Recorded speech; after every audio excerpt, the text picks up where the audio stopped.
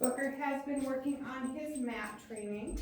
We like to use a raised platform because it gives a really clear boundary. The dog is either on it or they're not.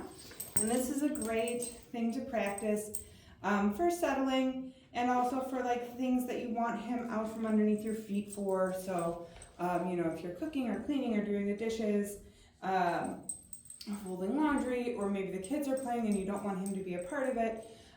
Being able to throw him on a mat and have him know that like that's his place and that's where he's relaxing is super useful.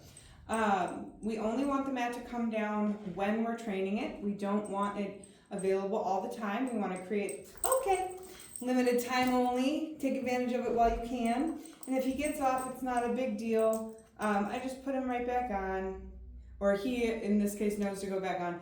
But I'm not going to reward him right away, because I don't want him to learn you can jump off, jump on, and get a cookie. So I want to keep my rate of reinforcement pretty high in the beginning because I really want to build a lot of value to being on the mat. I want it to be his little dopamine place. And so I'm going to reward pretty frequently, and especially those moments where like he thought about getting off and he didn't. And then I'm also just calmly dropping the treats on the mat. I don't want to talk to him. I don't want to give him food from hand to mouth. I want it to be on the mat. And he's just getting a little impatient as he does. So again, though, he got off, he got back on. I'm going to wait a minute before I would reward him. Good boy. And he says that he deserves higher wages because he's putting in a lot of work. You know, it's very difficult to stay in one spot.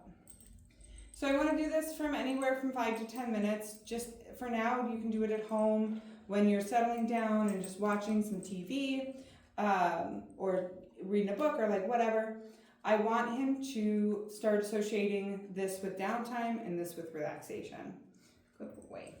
And then I'm going to release him from it. And when I release him, I'm going to give him a cookie. And dogs also will start to figure out that like, hey, you wait for their release, it gets you a cookie versus self-release, which makes you have to wait.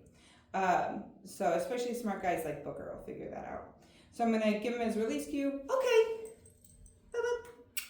Yes, good boy. And instead of repeating myself, I'm just going to make hissy sounds and encourage him to move away without repeating the release.